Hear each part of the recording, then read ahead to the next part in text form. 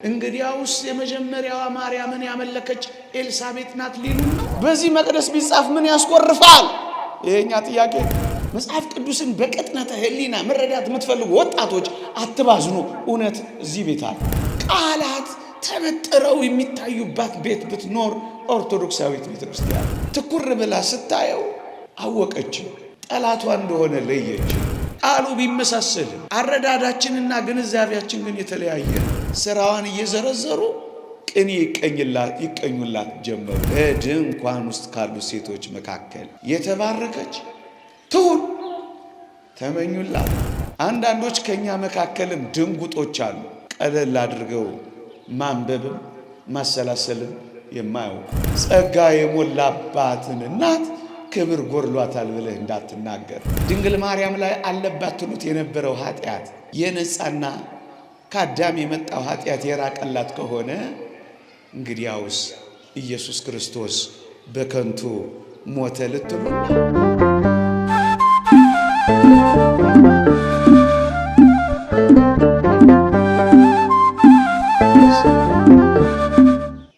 ወወልድ ወመንፈስ ቅዱስ አሃዱ አምላክ አሜን። የሉቃስ ወንጌል ምዕራፍ 1 ቁጥር 28 ጸጋን የተመላሽ ሆይ ደስ ይበልሽ። በዚህ ቃል መነሻነት ጥቂት የእግዚአብሔርን ቃላት አስታውሳችኋለሁ። ቅዱስ ገብርኤል የተወደደች ቅድስት ድንግልን ለማብሰር ሲመጣ የተጠቀመበት ቃል ነው። ጸጋ የሞላብሽ ሆይ ነው ያላት። ይሄ ሰላምታ እጅግ የሚያስገርም ሰላምታ ነው። ለዚህ ነው የተወደደች ቅድስት ድንግል ማርያም እንዲህ ያለውን ሰላምታ ከወዴት አገኘኸው ያለችው። ምክንያቱም በዚያ ጊዜ በምድር በሰማይ የሚታወቅ እንደዚህ አይነት ሰላምታ አልነበረ። ምድር በመርገም ከእግዚአብሔር የተለየችበት ዘመን ነበረ። የእግዚአብሔር ጸጋ ከምድራችን ላይ የራቀበት ዘመን ነበረ። ለእግዚአብሔር ይቀርብ የነበረ መስዋዕትም እንደ ነገሩ ሆኖ እግዚአብሔር ጸጋውን ከሰው ልጆች የለየበት ዘመን ነበረ። ታዲያ እንዲህ ባለበት ዘመን ጸጋ የሞላብሽ ወይ የሚል ምስጋና ምንኛ ያስደንቅ! ለዚህ ነው እመቤታችንም የተደነቀችው፣ ይህንን ምስጋና ከወዴት አገኘኸው ያለችው። ምዕመናን ልብ በሉ። ምድር ከጸጋ እግዚአብሔር ተራቁታ ነበር። ምድር እግዚአብሔርን አጣ ነበር እና ይህ የተለየ ሰላምታ ነው። ደግሞ ይገርማችኋል፣ ጸጋ ይሞላብሻል አይደለም ያላት። አስተውሉ ክርስቲያኖች። ወይም ጸጋ ይሙላብሽ ብሎ አይደለም የባረካት። በጣም የሚደንቀው ቃል የሞላብሽ ሆይ ነው ያላት። ይሄ ምንን የሚያመለክት ይመስላችኋል? ከቅዱስ ገብርኤል ብስራትን በፊት የተወደደች ቅድስት ድንግል በጸጋ እግዚአብሔር ተሞልታ የነበረች መሆኗን ነው የሚያሳየው። ምዕመናን የሞላብሽ የሚለው በኃላፊ ግስ የተጠቀሰ ቃል ለወደፊቱ ይሞላብሻል። ክርስቶስን ስትወልጂ በጸጋ ትጎበኛለሽ አይደለም ያላት። የሞላብሽ ሆይ ያላት። ይህ ምንኛ ያስደንቃል ወገኖቼ! እንዲህ አይነት ምስጋና፣ እንዲህ አይነት ሰላምታ ለማንም ቀርቦ አያውቅማ። ይሄ ነው እኮ የሚያስደንቅ። ምክንያቱም በቅድስት ድንግል ማርያም እግዚአብሔር ከቶም የማይደገም ተሰርቶም የማያውቅ አዲስ ነገር አድርጓል እግዚአብሔር። ወገኖቼ አምላክን የወለደ ከሰው መካከል ማን አለ? ይህ ልዩ ጸጋ ነው። ተነግሮ የማያልቅ ጸጋ ነው። ቅኔ የማይበቃው ጸጋ ነው። ስብከት የማይገልጠው ጸጋ ነው። ይሄ ብቻ አይደለም። በመንፈስ ቅዱስ መጽነስ ከሴቶች መካከል ለማን ተችሎ ያውቃል? ይሄ ልዩ ጸጋ ነው። ይሄ ልዩ ክብር ነው። ይሄ የማይነገር ምስጢር ነው። ይህ በምድራችን ላይ ለማን ሆኖ ማን ደርሶት ማን በዚህ መልክ ፈጽሞት ያውቃል? ምንኛ ያስደንቃል! ይሄ ብቻ አይደለም፣ ዘርዝረን የማንጨርሰው ጸጋ ነው እግዚአብሔር በተወደደች ቅድስት ድንግል ማርያም ውስጥ የፈጸሙ። ምዕመናን፣ በድንግልና የወለደ አይታችሁ ታውቃላችሁ? ያለ ዘር የጸነሰ አይታችሁ ታውቃላችሁ? ከወለደ በኋላ ከወለደች በኋላ በድንግልና ጸንታ ነበረች የተባለች እስኪ ማናለች? ንገሩኝ። ብቻ ባጭር ቃል እግዚአብሔር ብቻ የሚያውቀው እኛ ቆጥረን የማንችለው ጸጋ የሞላባት እናት ናት ቅድስት ድንግል ማርያም። ለዚህ ነው ስንናገርላት የምንኖረው፣ ስንዘምርላት የምንኖረው፣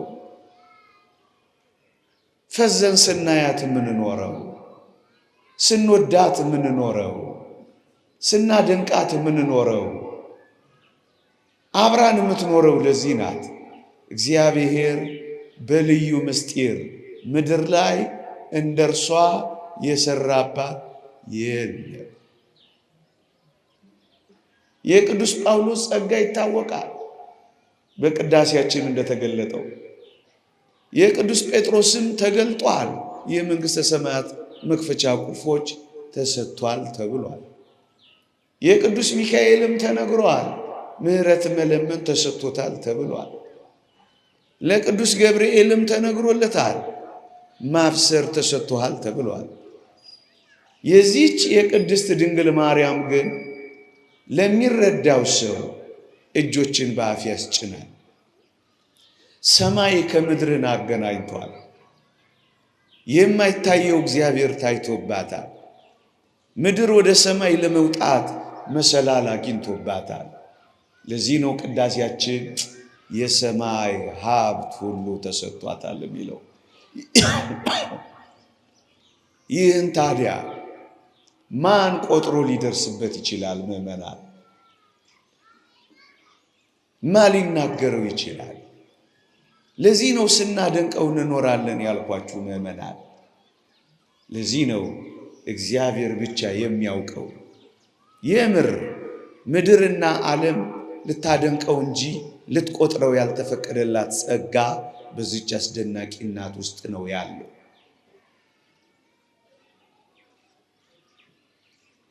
ምዕመናን፣ የሚመሳሰል ነገር ትንሽዬ አንድ ቃል ላውጣላችሁና ላሳያችሁ።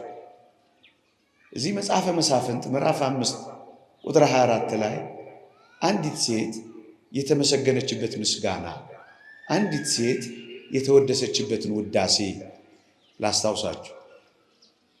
የሃቤር ሚስት ኢያኤል ትባላለች። እስራኤል በጦርነት ከከነዓን ንጉሥ ጋር ሲዋጉ የከነዓን ንጉሥ አለቃ ሲሳራ የሚባል ከጦርነቱ አምልጦ መጥቶ ወደ እስራኤል ድንኳኖች እያመለጠ እያለ አንዲት ሴት ድንኳን ደረሰ። ይቺ ሴት የአቤር ሚስት ኢያዔል ትባላለች። ድንኳኗ ደጅ ላይ ሲደርስ በጦርነት ተሸንፈዋል። እስራኤል እያሸነፉ ነው። ውሽንፍርና ዝናብ ስለነበረ ጦርነቱ በጣም ከባድ ነበረ። የከነዓን ንጉሥ አለቃ ሲሳራ ደክሞታል፣ በጣም ሰልችቶታል፣ በጦርነቱ ዝሏል። እናም ማረፊያ ፈልጎ ወደ እስራኤል ድንኳኖች መካከል ሳያስበው ገብቷል። እና ድንኳኑ በር ላይ አንዲት ሴት ቆማለች። እባክሽ ውሃ ጠጪኝ አላት፣ አሳርፊኝ አላት። አንብቡት የሰጧችሁን የእግዚአብሔርን ቃል። እሷም አስገባቸው። የአቤር ሚስት ኢያዔል ትባላለች። ድንኳኗ ውስጥ አሳረፈችው። ትኩር ብላ ስታየው አወቀችው፣ ጠላቷ እንደሆነ ለየችው። የከነዓን ንጉሥ አለቃ ሲሳራ መሆኑን ደረሰችበት። ውሃ ጠጭኝ አይደል ያላት? እርጎ ሰጠችው። እርጎ ብቻ አይደል የለመናት፣ አስተኛቸው፣ አሳረፈችው። ከዚያ ምን አደረገች መሰላችሁ? የድንኳን ካስማ ብረት ያዘችና ቅድም እንዳልኳችሁ ደክሞታል፣ ማንኮራፋት ይዟል። ቀስ ብላ ሄዳ የእስራኤልን ሁነኛ ጠላት በጆሮ ግንዱ ላይ ያን ብረት ተክላ ገደለችው። ደሙ ጀረር ብሎ በእስራኤል ድንኳኖች መካከል መፍሰስ ጀምሯል። እንደ ሞት አረጋገጠችና ድንኳኗን ዘጋችና እየበረረች በዛ ዘመን መስፍንና ነቢይት የነበረችውን ባርቅና ዲቦራን ትጠራ ዘንድ እየበረረች ሄደች። ባርቅና ዲቦራን ጠራቻቸው። ቀስ ብላ ድንኳኑን ከፈተች። በጣም ይገርማል። እግዚአብሔር በዚች ደካማ ሴት የእስራኤልን ሁነኛ ጠላት ሲሳራን በድንኳኖቿ ውስጥ እግዚአብሔር ገሏል። ባርቅና ዲቦራ መስፍኑና ነቢይቱ ከበሮ ያዙና እግዚአብሔርን ማመስገን ጀመሩ። አንብቡት። መጽሐፈ መሳፍንት ምዕራፍ 5 ከቁጥር 1 ይጀምራል ታሪኩ። እግዚአብሔርን ከፍ አድርገው አመሰገኑት። ልዑልን ዘመሩለት። ጠላታቸውን ስለጣለላቸው፣ እግዚአብሔር በሥጋ ስላሳረፋቸው፣ እግዚአብሔር ስለደረሰላቸው አመሰገኑት። ቅኔ ተቀኙለት፣ መዝሙር ዘመሩለት፣ ከበሮ መቱለት። ግን በዚህ ብቻ አላበቁ። እግዚአብሔርን ከፍ አድርገው ካመሰገኑ በኋላ የእስራኤል ልጆች ባርቅና ዲቦራ ምን እንዳደረጉ ታውቃላችሁ? እግዚአብሔር ሥራ የሠራባትን እግዚአብሔር የከነዓንን አለቃ ንጉሥ ሲሳራን የገደለባትን ያቺን የአቤር ሚስት ኢያዔልን ያመሰግኗት ጀመሩ። ከእግዚአብሔር ምስጋና ቀጥለው፣ ከልዑል ዝማሬ ቀጥለው ምን ይሉ ጀመር መሰላችሁ? ገድሏል ሥራዋን እየዘረዘሩ ቅኔ ይቀኙላት ጀመሩ። ምን ብለው? ውሃ ጠየቃት፣ እርጎ ሰጠችው፣ ካስማ ነሳች፣ ገደለችው እያሉ ሥራዋን ያደረገችውን ተግባሯን እያነሱ ከበሮ ይመቱላት፣ መዝሙር ይዘምሩላት፣ ቅኔ ይቀኙላት ጀመሩ። እንደው ወደምፈልገው ነጥብ ልምጣ። እንዲህ ብለው ተመኙላት፣ እንዲህ ብለው አመሰገኗት። በድንኳን ውስጥ ካሉት ሴቶች መካከል የአቤር ሚስት ኢያዔል የተባረከች ትሁን ብለው ቅኔ ተቀኙላት። በሞቴ ስሙኝ፣ በድንኳን ውስጥ ካሉት ሴቶች መካከል የተባረከች ትሁን ተመኙላት። ሁለት ነገሮችን ምዕመናን ይህን በቀላል ንጽጽር በቀላል አመክንዮ ማስረዳት ይቻላል።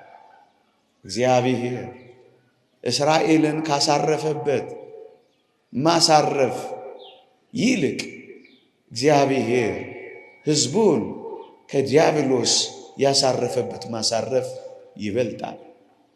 እግዚአብሔር የከነዓን አለቃ ንጉሥ ሲሳራን ካዋረደበት ጥበብ በላይ እግዚአብሔር ሰው ሆኖ ዲያብሎስን ያዋረደበት ጥበብ ይበልጣል። እግዚአብሔር እስራኤልን ካዳነበት ማዳን ይልቅ እግዚአብሔር ዓለምን ሁሉ ሰው ሆኖ ያዳነበት ጥበብ ይበልጣል። በአጭር ቃል እግዚአብሔር በሃቤር ሚስት በኢያኤል ከሰራው ሥራ በላይ በተወደደች ቅድስት ድንግል ማርያም የሰራው ሥራ ይበልጣል። እሱ ምንድን ነው? የሃቤር ሚስት ኢያኤል ለንጉሥ ሲሳራ መሞት ላለቃቸው ለሲሳራ መሞት ምክንያት ነበረች የሆነችው። የተወደደች ቅድስት ድንግል ማርያም እስካላችሁ ሆይ ወልደ እግዚአብሔር ለመንገሱ ዲያብሎስ ለመሻሩ የሰው ልጆች ነፃ ለመውጣታችን ምክንያት እኮ ነው የሆነችው። እዩ ለምታንሰው ለሃቤር ሚስት ለኢያኤል ከበሮ መተውላታል፣ ቅኔ ተቀኝተውላታል፣ መዝሙር ዘምረውላታል፣ ከበሮ አንስተውላታል። ከእግዚአብሔር ምስጋና ቀጥለው በእውነት የሃቤር ሚስት ኢያኤልን አመስግነዋታል። ወዳጄ አሁን ወደሚበልጠው የሐዲስ ኪዳን የእግዚአብሔር ማዳን መለስ ስንል አንድ ልዩ ሥራ ነው የምናየው። ምን? ብርቱ የሆነ እርሱ በእኔ ታላቅ ሥራ አድርጓልና ያለች ቅድስት ድንግል ማርያምን እኮ ነው ያገኘነው። እግዚአብሔር በድንግል ማርያም ከሠራው ሥራ በላይ በማን ሰርቶ ያውቃል? ወዳጅ ብርቱ የሆነ እርሱ በእኔ ታላቅ ሥራ አድርጓልና በሃቤር ሚስት በኢያኤል ከሠራው ሥራ በላይ በማርያም የሠራው ሥራ ይበልጣል። ስለዚህስ ከእግዚአብሔር ምስጋና ቀጥለው ለሷ ለሃቤር ሚስት ለኢያኤል መዝሙር እንደዘመሩላት ለተወደደች ቅድስት ድንግል ማርያም እግዚአብሔር ዓለምን ለማዳን ምክንያት ላደረጋት እግዚአብሔር ለመዳናችን ብርቱ የሥራ መንገዱ ላደረጋት ለተወደደች ቅድስት ድንግል ማርያም ቅኔ ሲያንሳት ነው ወዳጄ፣ መዝሙር ሲያንሳት ነው ወዳጄ፣ ከበሮ ሲያንሳት ነው ወዳጄ፣ ምስጋና ሲያንሳት ነው ወዳጄ። ለዚህ ሁሉ ጸጋ ለተሞላች እናት ቅኔ ምን ያስኮርፋል? መዝሙር ምን ያበሳጫል? ስብከት ምን ያናድዳል? በእሷ ታላቅ ሥራ የሠራ አይደለምን? እግዚአብሔር ታናናሽ ሥራ ለሠራላት ውዳሴ ከጎረፈላቸው፣ ማህሌት ከተቆመላቸው፣ መዝሙር ከተዘመረላቸው ሰው ሊናገረው የማይችለው ዓለም የማይደርስበት ጥበብ ለተሰራበት ይህንን እያደነቁ መዘመር ይነስ ወዳጅ ተው እንጂ። ለሚያንሰው መጽሐፍ ቅዱስ ላይ ከተደረገ ለሚበልጠው እውነተኛዋ ቤተ ክርስቲያን ትነፍጋታለች ብለህ ታስባለህ? ደግሞ ይህንን ቃል አስታውሰው፣ በድንኳን ውስጥ ካሉ ሴቶች መካከል የተባረከች ትሁን። በድንኳን ውስጥ ብቻ። አሁን ግን የምናወራው ስለ ድንኳን ውስጥ ስላሉ ሴቶች አይደለም፣ በዓለም ውስጥ ካሉ ሴቶች መካከል። ዝም አያስብልም? ይሄ ምን ያናገራል? ይሄ የአምላክ እናት ብቻ መሆን አይበቃም? ይሄ መልስ አይደለም? ይህቺን ቅድስት ድንግል ማርያምን ምስጋና ለማቅረብ፣ ለማወደስ፣ ለማሞገስ ይህ አይበቃም እንዴ? ስንት የነገስታት ሚስቶች እየጎረፈላቸው፣ ስንት የነገስታት እናቶች ውዳሴ እየቀረበላቸው፣ ስንት የታላላቅ ሰዎች እናቶች ከፍ ከፍ እያደረጋቸው ዓለም ይህችን ሰማያዊና አስደናቂ ቅድስት ድንግል ማርያም ምስጋናዋን መከልከል፣ ውዳሴዋን ማስቆም ይቻላል? ያውም በድንኳን ውስጥ ካሉት ሴቶች የተባረከች ትሁን ላሏት እንዲያ ከተደረገላት ከሴቶች ሁሉ ምንም ምን ለማይደርሱባት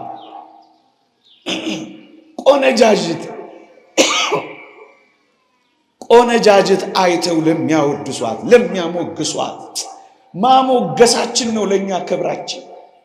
የሷ ሆነን ወዳጄ ለማድነቅ መታደላችን ነው ለኛ ክብር። እሷን ለማወቅ፣ እሷን ለማመስገን፣ እሷን ለመረዳት፣ የሷ ልጆች ለመሆን ይሄ ነው የኛ ናፍቆት። እንኳን አላመሰግንም ለማለት አይደለም።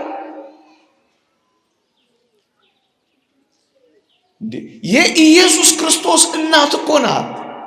ምን እያል እንደሆነ አንዳንዶች አይገባቸው ወገኖች። ብርቱ የሆነ እሱ በእሷ ታላቅ ሥራ አድርጓልና ምስጋናዋን እየተቀባበልን እንቀጥለዋለን።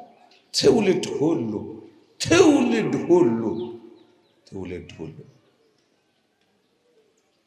ምዕመናን፣ አንዳንድ ጊዜ አንዳንዶች የየዋህና አስቂኝ ጥያቄ ሲጠይቁ ይሰማል። እንደውም አሁን ትንሽ እየገባቸው መጥቷል። ግን አንዳንዶቹ ማመስገኑን አመስግኑ፣ መዘመሩን ዘመሩ፣ ማሞገሱን አሞገሱ።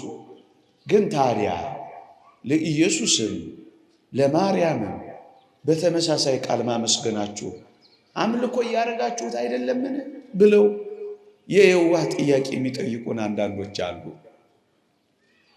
ክርስቲያኖች፣ እኛ ኦርቶዶክሳውያን ግን ይህን ነገር እንዲህ ነው የምንረዳው። ቅዱስ ዮሐንስ አፈወርቅ አንድ ግሩም የሚያስተምረው ትምህርት አለ። ምን ይላል? ቃሉ አንድ ቢሆንም የምናመሰግንበት የምንናገርበት ቃሉ አንድ ቢሆንም ይላል፣ አረዳዱ ግን ይለያያል ይላል። ለእግዚአብሔር ስንናገርና ለሰው ስንናገር በጣም ይለያያል ወገኖቼ። ቃሉ ግን ተመሳሳይ ሊሆን ይችላል። ምሳሌ ላሳያችሁ እችላለሁ። ራሱ መጽሐፍ ቅዱስ ይህንንም ያሳያል። ምክንያቱም ቃላት ያጥራል። እዩ፣ አንቺ የተባረክሽ ነሽ ካላት በኋላ የማኅፀንሽን ፍሬ የተባረከ ነው ሲላት ታገኛላችሁ። ወረድ ብሎ መጽሐፍ ቅዱስ 42ኛው ቁጥር ላይ የሉቃስ ወንጌል ምዕራፍ 1 ቁጥር 42 ላይ መንፈስ ቅዱስ የሞላባት ኤልሳቤጥ ካመሰገነችው ምስጋና አንዱ አንቺ የተባረክሽ ነሽ፣ የማኅፀንሽን ፍሬ የተባረከ ነው። የተባረክሽ ነሽ፣ የተባረከ ነው። ያው ነው ቃል ወዳጄ። ያው በሆነ ቃል ማመስገን አምልኮ ከሆነ እንግዲያውስ የመጀመሪያዋ ማርያምን ያመለከች ኤልሳቤጥ ናት ሊሉን ነው? አይደለም። ቃሉ ቢመሳሰልም አረዳዳችንና ግንዛቤያችን ግን የተለያየ ነው። አያችሁ፣ የተባረክሽ ነሽ፣ የተባረከ ነው። አንዳንዶች ማርያምን አስቀደማችሁ፣ ኢየሱስን ከኋላ አስከተላችሁ፣ እናም አምልኮ ነው። እንደዚህ የሚባል ነገር የለም። እንደሱ አይደለም መንፈሳዊ ነገር ወገኖች። ምዕመናን፣ ጥቂት የእግዚአብሔርን ቃላት ልጨምርላችሁ። መጽሐፍ ቅዱስ ላይ እግዚአብሔርንም አምላክ ይላል፣ ደጋግ ሰዎችንም አምላክ ሲል ታገኛላችሁ። ይሄ ማለት ግን እንደ እግዚአብሔር አምላክ ሆነዋል ማለት አይደለም። የእግዚአብሔርን ቃል የመጣላቸውን አማልክት ካላቸው ይላል ጌታችን የዮሐንስ ወንጌል ምዕራፍ 10 ላይ ነቢያት ቅዱሳን በጸጋ አምላክ ካላቸው እኔ እግዚአብሔር ልጅ ነኝ ብላችሁ ለምን ትደነቃላችሁ ብሏቸዋል። እኔ የምፈልገው በፈርዖን ላይ አምላክ አድርጌሃለሁ ሲለው ሙሴን አምላክ የሚል ቃል ስላየን አንደነግጥም። እኛ እንረዳለን። ኢየሱስ ክርስቶስን አምላክ ሲባልና ሙሴ አምላክ ሲባል የእግዚአብሔር ቃል የመጣላቸው አማልክት ሲባሉ እኛ ኦርቶዶክሳውያን አምልኮ ማለት አይደለም። ጎቶንያል አዳኝ ሲባልና ኢየሱስ ክርስቶስ አዳኝ ሲባል አንድ ነው። አንዳንዶች ከኛ መካከልም ድንጉጦች አሉ፣ ቀለል አድርገው ማንበብም ማሰላሰልም የማያውቁ ሙሴ ቤዛ ሲባልና ኢየሱስ ክርስቶስ ቤዛ ሲባል መጽሐፍ ቅዱስ ላይ ያላገናዘቡ ማርያም ቤዛዊት ስትባል የሚያኮርፉ ቀላል እኮ ነው። እዚህ ሐዋርያት ሥራ ምዕራፍ 7 ላይ ቤዛ አድርጎ ላከው አይልም ሙሴ ቤዛ ሲባልና ኢየሱስ ክርስቶስ ቤዛ ሲባል አንድ ነው። ቃሉ ግን አንድ ነው። አረዳዳችን ግን ልዩ ልዩ ነው። ምዕመናን እንደ ክርስቶስ ተሰቅሎ ስጋውን ቆርሶ ደሙን አፍስሶ ሕዝቡን ነፃ አውጥቶ በሲኦል ለነበሩ ነፍሳት ሄዶ ሰብኮ ኃይል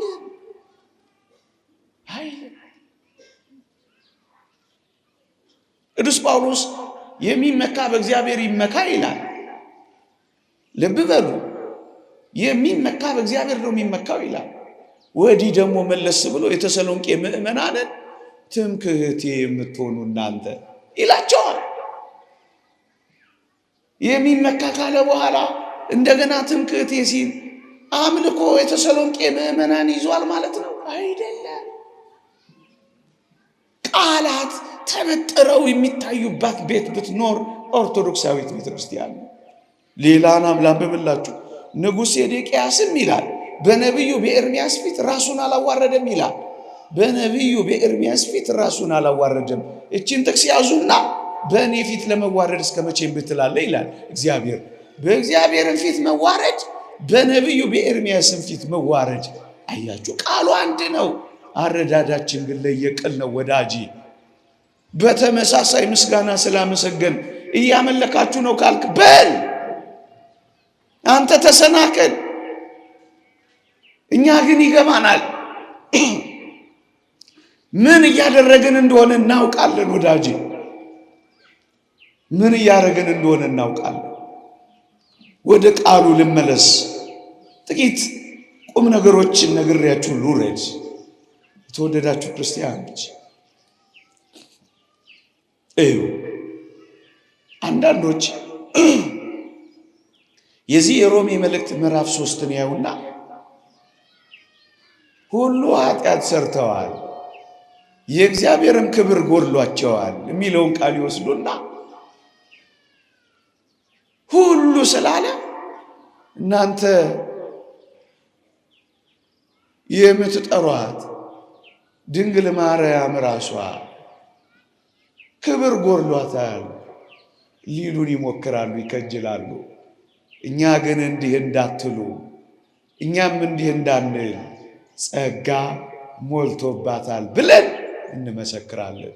ወዳጄ አንድ ጥቅስ ብቻ መዘህ ጸጋ የሞላባትን እናት ክብር ጎድሏታል ብለህ እንዳትናገር።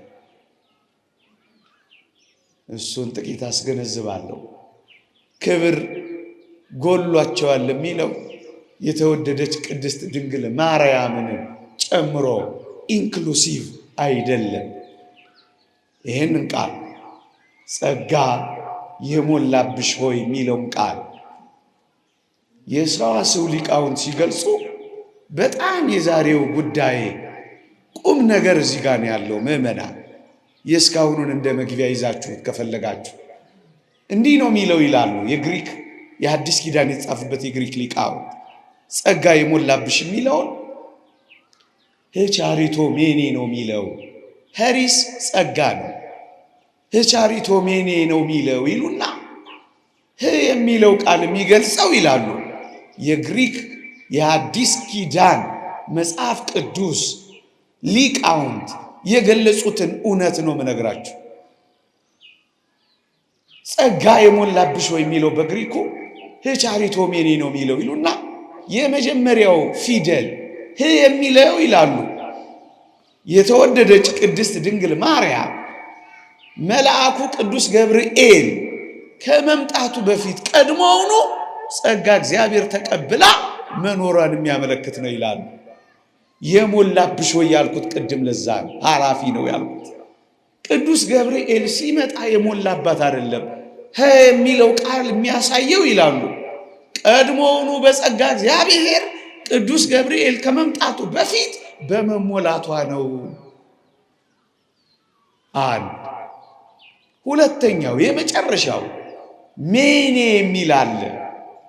ሄቻሪቶ ሜኔ። ይሄ ሜኔ የሚለው ምዕላድ ይላሉ ጸጋ እግዚአብሔር የተቀበለች እንደነበርና ይሄ ጸጋ ውጤቱም የቀጠለ መሆኑን ያሳያል። ወዳጅ ከማብሰሩ በፊት በጸጋ እግዚአብሔር ተሞልታለች። ጸጋ እግዚአብሔርን ተሞልታ ተወዳጅ ልጇን ከወለደች በኋላስ በዛው ጸጋ ጸንታለች፣ ተቀብላለች፣ ጸንታለች፣ ቀጥላ ኖራለች። ወዳጄ ከዚያ በኋላ ከርማ ከዮሴፍ ልጆች ወልዳለች። እንዴት ጨክነው ይሄን ሊሉ ቻሉ? ወገኔ በዚያው በድንግልና ጸጋ ጸንታለች። በዚያ ምዕመናን እንኳን የተወደደች ቅድስት ድንግል ማርያም የተወደደ ልጇን የወለደች ቀርታ ሙሴ እንኳን ሊቃውንት እንደሚነግሩን ሐመልማል ከነበልባል ነበልባል ከሐመልማል በሲና ተራራ ካየ በኋላ ወደ ሚስቱና ወደ ቤቱ አልተመለሰም ይላሉ። በዚያው ጸንቶ ቀጥሏል። ወዳጄ መናንያን መነኮሳት እንኳን እንዲህ አይደለም። እንኳን ድንግል ማርያም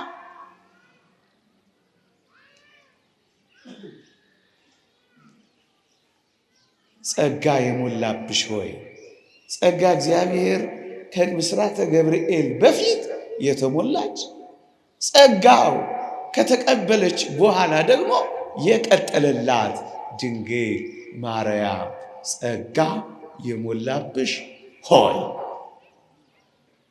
አባ ሕርያቆስም እንዲህ ብሏል፣ ንጽሕናሽን እግዚአብሔር ባወቀ ጊዜ ስሙ ገብርኤል የተባለ መልአኩን ላከው። ወገኔ እኛም ቤት አንዳንዶች አሉ ከሌላ ጆሮ እየሰጡ የሚመጡ ገብርኤል ሲያበስራት ነው ጸጋ የሞላባት ከአዳም የመጣው በደል የጠፋላት ብለው ሊሞግቱ የሚሞክሩ አይደለም። ንጽሕናሽን ባወቀ ጊዜ እግዚአብሔር ስሙ ገብርኤል የተባለ መልአኩን ላከው። ቅዱስ ገብርኤል የመጣው ትንሽ እንደሆነ ንጪ ሊላት አይደለም የመጣው አይደለም የመጣው ባወቀ ጊዜ ነው የመጣው ንጽሕናዋን። ምዕመናን ሁለት ቁም ነገሮችን ልንገራችሁና ነጥቤን አበቃለሁ። በሞቴ ስሙኝ። ሁለት ቁም ነገሮችን ልንገራችሁ። ሁለት ቁም ነገሮችን ልንገራችሁ። ሁለት ቁም ነገሮችን ልንገራችሁ። ንጽሕናሽን ባወቀ ጊዜ ስሙ ገብርኤል የተባለ መልአኩን ላከው አይደለም ይለው። ቅዱስ ገብርኤል ሲመጣ ወይም እነሱ እንደሚሉት አንዳንዶቹ በቅዱስ ገብርኤል ብስራት አማካኝነት ከአዳም ኃጢአት ነስታለች፣ ከበደል ርቃለች፣ ቅዱስ ገብርኤል የመጣው ለዚህ ነው የሚሉን ከሆነ የኢትዮጵያ ሊቃውንት አስደናቂ ጥያቄ ይጠይቋቸዋል። እኛ ምናንሰው ምን ይሏቸዋል? እንግዲያውስ ቅዱስ ገብርኤል ሲያበስራት ድንግል ማርያም ላይ አለባት ትሉት የነበረው ኃጢአት የነጻና ከአዳም የመጣው ኃጢአት የራቀላት ከሆነ እንግዲያውስ ኢየሱስ ክርስቶስ በከንቱ ሞተ ልትሉን ነው ይሏቸዋል። አዎ የቅዱስ ገብርኤል ብስራት ኃጢአትን ማራቅ ከቻለ ለምን ኢየሱስ ሞተ? ምርጥ ጥያቄ ነው። እንግዲያውስ ክርስቶስ ደሙን ያፈሰሰው በከንቱ ነው? ብስራተ መልአክ ኃጢአት ማራቅ የሚችል ከሆነ እንግዲያውስ በብስራተ መልአክ ብቻ ኃጢአታችን አይርቅም ነበረ? ግሩም መልስ። ሁለተኛ ቅዱስ ገብርኤል ያበሰረው ድንግል ማርያምን ብቻ ነው ብሎ ሌላ ጥያቄ ደግሞ ይሞግታሉ። የሶምሶንን እናትና አባት ማኑሄንን እና አንተኮይንን ያበሰረው ቅዱስ ገብርኤል አይደል? ታዲያ ሲያበስራቸው ምን ነው አሁን ማርያም ላይ ራቀላት የሚለው ጥንተ አብሶ ወይም ያዳም በደል ምን ነው በሶምሶንና እናትና አባት በማኑሄና በእንትኮዬን አራቀላቸው? እጅግ የሚገርም አስደናቂ መልስ ነው ወዳጅ። እዚህ ውስጥ የምንይዘው ቅዱስ ገብርኤል ከማብሰሩ በፊት በጸጋ እግዚአብሔር የተሞላች ከብስራቱም በኋላ ጸንታ የቀጠለች አንዲት ብቻ አለች። እሷም ማርያም ብቻ ነች። አንድ ጥቂት ደቂቃዎች ሁሉ ኃጢአትን ሰርተዋልና የእግዚአብሔርም ክብር ጎድሏቸዋልና የሚለውን ይዘው ማርያምም የእግዚአብሔር ክብር ጎድሏታል የሚሉ እንዳይኖሩ መማር እንዲችሉ አንድ አስደናቂ መልስ አሁንም ሊቃውንት ያስከትላሉ። በሞቴ ስሙኝ። ክብር ጎድሏታል እንዳለ ጸጋ ሞልቶባታል የሚለውን እናገኛለን። ስለዚህ አፋችንን ከፍተን ለተወደደች ቅድስት ድንግል ማርያም ክብር ጎድሏታል አንልም። ይልቅ ክብሯን እናኘዋለን እንጂ ለምን ጸጋ ሞልቶባሻል ብሏታል። የእግዚአብሔር ጸጋ ካንቺ ጋር ነው ብሏል። ይህ አስደናቂ ሰላምታ ለሷ ብቻ ተነግሯል። ይሄን ያዙና ግን እንዲሁ በደፈናው ይሄን ብቻ ብለን አናልፍም። ሮሜ ምዕራፍ 3 በተለይ ፕሮቴስታንቶችና ተሐድሶች የሚያተኩሩበት ኃይለ ቃል ምዕመናን፣ እርግጥ ብዙ ላያስፈልጋችሁ ይችል እንደሆነ አላውቅም፣ ተለቅ ላላችሁት ለወጣቶቹ ግን የሚያስፈልግ ይመስለኛል። ግን ስሙት ዝም ብሎ ባያስፈልጋችሁ። ሁሉ ኃጢአትን ሰርተዋልና የእግዚአብሔርም ክብር ጎድሏቸዋል ሲል ሁሉ ሲል ድንግል ማርያምንም ጭምር ማለት ነው አይደለም? እና ሁሉ የሚለው ማንን ነው? ቅዱስ ጳውሎስ ሮሜ መልእክት ምዕራፍ 3 ምዕራፍ 4ን ተረጋግቶ የሚያነብሰው ሁሉ የሚለውን ይረዳል። ማንና ማንን? አይሁድንም የግሪክ ሰዎችንም አይሁድንም አሕዛብንም ነው የሚለው ቅዱስ ጳውሎስ። እግዚአብሔር የአይሁድ ብቻ አምላክ ነውን? የአሕዛብስ ደግሞ አምላክ አይደለምን ሲል ታገኙታላችሁ። ሁሉ ሕዝብም እስራኤልም አሕዛብም ጣዖት አምላኪዎቹም አዲስ መጪዎቹም ምን የሚመኩበት ነገር አለ? ኃጢአት ሰርተዋል ነው የሚለው። ሁሉ ምን ማለት ነው? ሁሉ ማለት በዚህ ክፍል አንድም ሳይቀር ማርያምንም ጭምር ማለት አይደለም። እናስ ብዙ ማለት ነው። በአንዱ አለመታዘዝ ብዙዎች ኃጢአተኞች እንደሆኑ ይላላ። እዚያው ሮሜ 5 ተመልከተዋ። ብዙዎች በአንዱ አለመታዘዝ ብዙዎች ኃጢአተኞች እንደሆኑ ይላል። ብዙዎች ማለት ነው። ሶስተኛ ማንም እንዳያወላዳ አሁንም የሐዲስ ኪዳን ወደ ጻፈበት ወደ ግሪኩ የወሰዱ ሊቃውንት ይሄንን ሁሉ የሚለውን ቃል እንዴት ግሩም አድርገው ከሽነው አቀረቡት መሰላችሁ። መጽሐፍ ቅዱስን በቅጥነተ ሕሊና መረዳት የምትፈልጉ ወጣቶች አትባዝኑ። እውነት እዚህ ቤት አለ። እኛም ላናውቀው እንችላለን፣ ግን እውነት እዚህ ቤት አለ። እኛም ዛሬ ላንገልጠው እንችላለን፣ ግን እውነት እዚህ ቤት አለ። ተረጋግተህ ፈትሸው። የትኛውም ጥቅስ ቢሆን የትኛውም ኃይለ ቃል ቢሆን አለ። ሁሉ የሚለው ይላል በግሪክ ሰዋሰው ቋንቋው ተናጋሪዎች አሁን ወደ እነሱ ፓስ ወይም ፒኤኤስ ፓዝ ነው ይላል።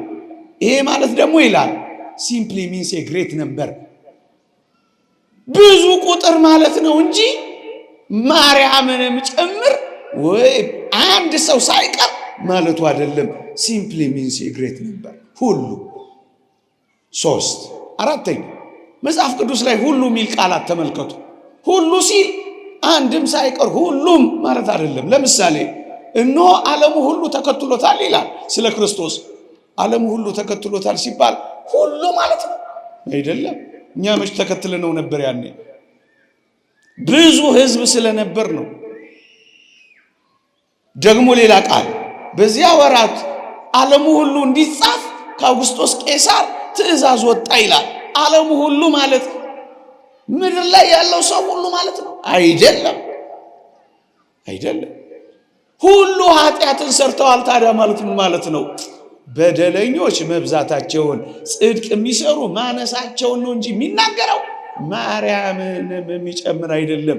በደፈናው ጸጋ የሞላባት ናት ብለን እንዳናልፍ ነው እዚህ ዝርዝር ውስጥ የገባ ነው። ዮሐንስ አፈወርቅ ግሩም ማብራሪያ ይሰጣል ወይም ትርጉም ይሰጣል።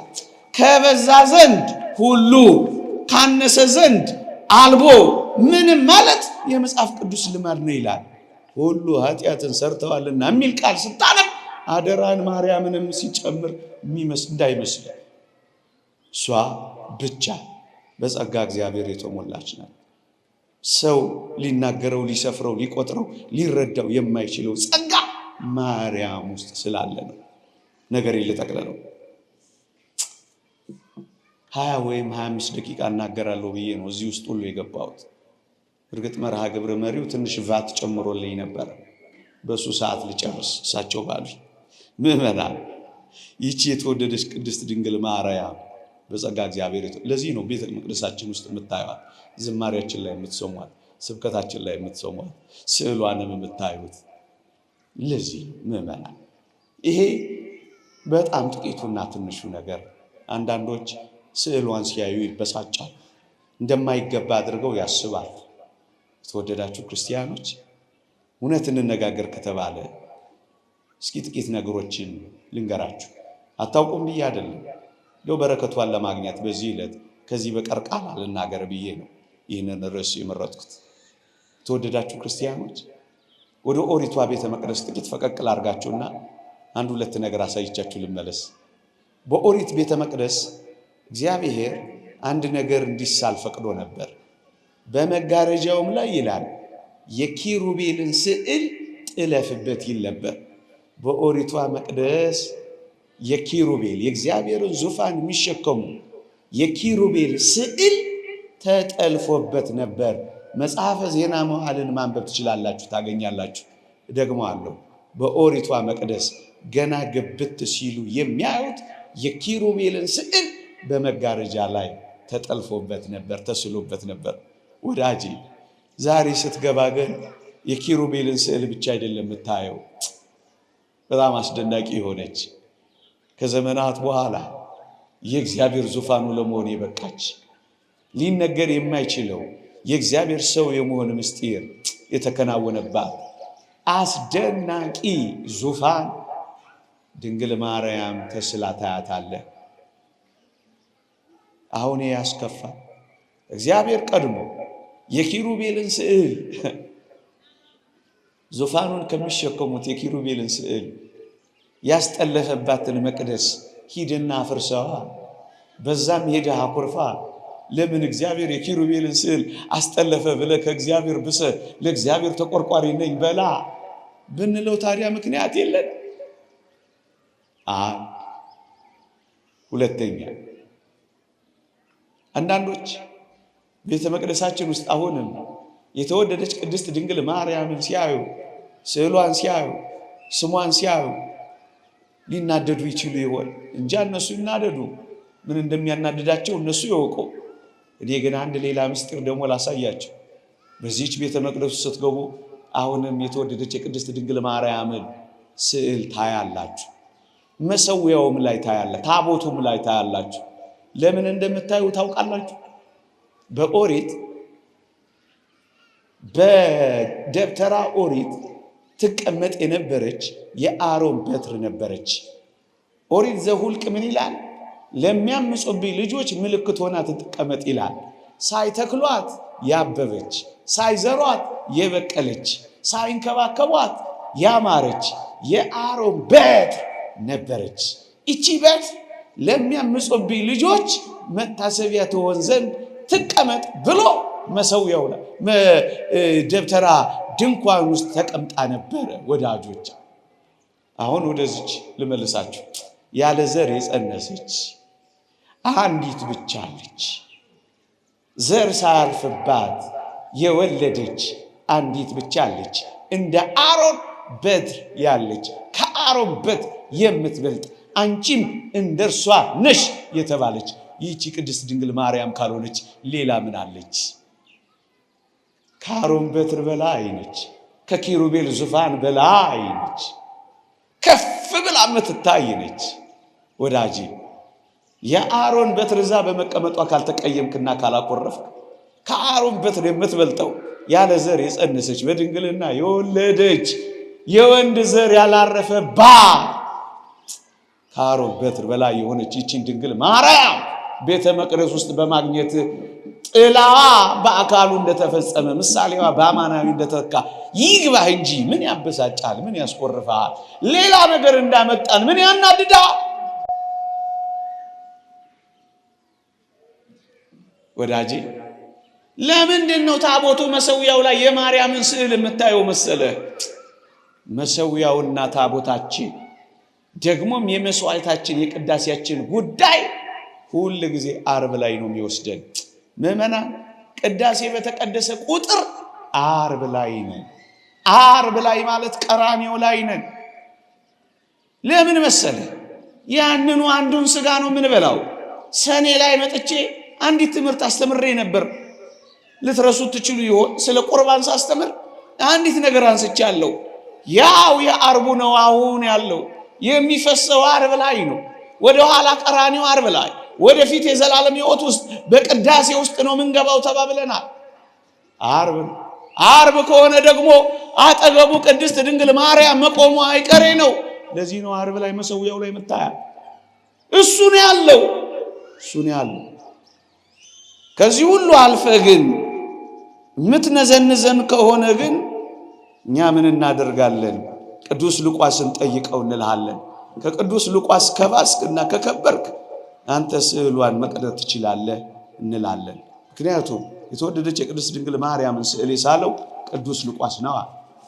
እንደው ታቦቱ ስር ኢየሱስ ከሚለው ስር ማርያም የሚለው ስም ቢጻፍ ምን ያስከፋቸዋል? ወዳጅ በልበ ሥላሴ የተጻፈ ስም አይደለም? ምን የቅዱሳን ስም የሐዋርያት ስም ሲጻፍ እንዴት ተጽፎ ሲጀመር መቼ ያከብሩታል? መቼ ያውቁታል? መቼ ይቀበሉ? መቼ ያምኑበታል? ደግሞ ስለሚጻፈው ነገር ደግሞ እንራቀቅ ብለው መጠየቃቸው እንዴት ያሳፍራል! ቢጻፍስ ደግሞ በሰማያዊት ኢየሩሳሌም በመንግስተ ሰማያት ገና ደጁ ላይ ስትገባ የማንን ስም እንደምታገኝ ታውቃለህ? የ12ቱ ሐዋርያትን ስም ታያለህ። በልበ ሥላሴ ተጽፏል፣ በመንግስተ ሰማያት ተጽፏል። በዚህ መቅደስ ቢጻፍ ምን ያስቆርፋል? ይሄኛ ጥያቄ ነው። ጸጋ የሞላብሽ ሆይ ታዲያ እንዴት ክብር ጎሏታል ትላለህ? ጸጋ የሞላባት ናትና። ይቆየን። የእግዚአብሔር ቸርነት፣ የእመቤታችን አማላጅነት፣ የቅዱሳን በረከት ረድኤት አይለየን። ልጆቿ ያደረገን እሷን እንድናውቃት የፈቀደልን ደግሞ እንድንመሰጥባት እንድንደነቅባት አባቶቻችን ምስጢር እንዲያመሰጡ ትምህርት እንዲያስተምሩ የአይኖች የልቦናችን አይኖች እንዲበሩልን እናትነቷ እንድንረዳ በፍቅሯ ጥላ እንድናርፍ በቀሚሶቿ ውስጥ እንድንወሸቅ እድል የሰጠን እግዚአብሔር ይመስገን። አሜን።